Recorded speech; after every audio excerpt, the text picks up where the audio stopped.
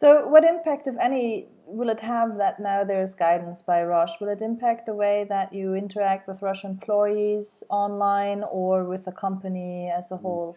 I feel, though, that there's a more personal engagement I have with some people through social media, some pharma people, and I don't think that's going to change very much. I mean, there's still a very personal aspect of using Twitter to communicate directly to somebody, and I haven't noticed any, violations of that policy even before it was published. So. I don't think it would change my relationship that much because I would be open anyway. Maybe a little suspicious, but open and cautious at the same time. I think what might make a bigger difference would be if more companies did the same thing and industry-wide there became more openness. That might make more impact. So this is a start. The way that it will impact my work as an advocate is that I'm going to cite this as an example in speeches that I give when people, or in discussions where people are saying, well, I don't know if we can do this. What are we going to do? It's too complicated.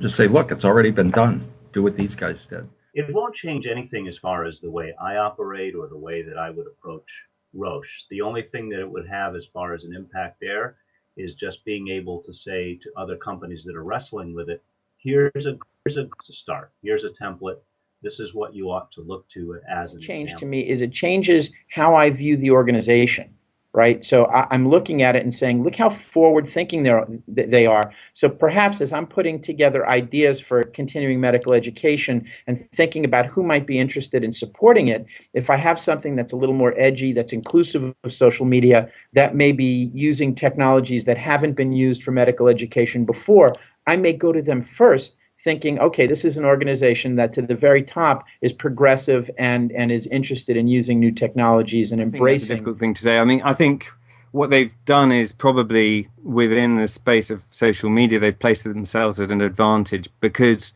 simply by nailing their colors to the mast, they've defined who they are as a company within this space. If I were an employee, something like this would really help. It would take that. Because when there's no guidance at all, then it kind of like, oh my God, can I even, if I have a Twitter account or if I have a blog, how should I approach this? How many disclosures do I have to make? What will happen? Will this come back to bite me?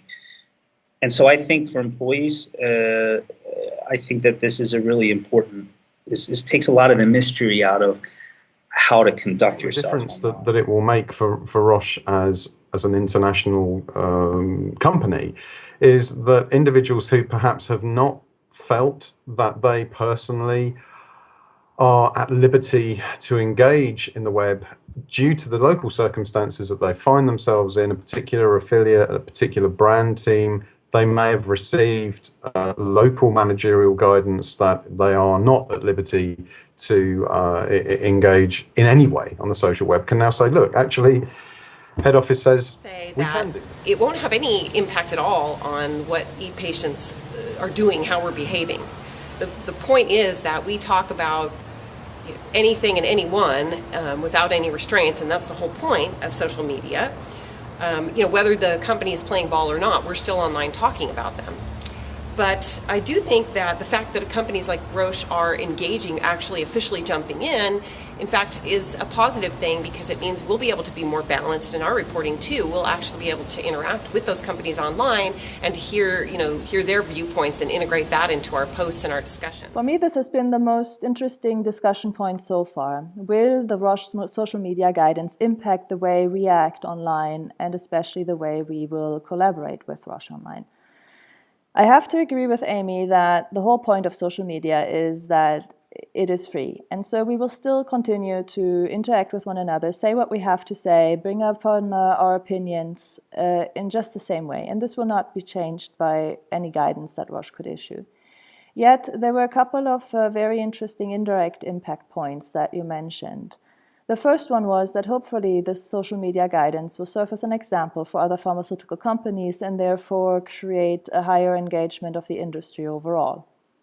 It also seems that Roche will be put as an advantage as a preferred and trusted partner to many of us because we now know what to expect from Roche as a company and Roche employees when they do want to engage with us online. Finally, you all hoped that Roche employees will feel more comfortable, be more engaged in social media because they now have clarity about the do's and don'ts. And this, in turn, might hopefully lead to a richer discussion on healthcare and social media.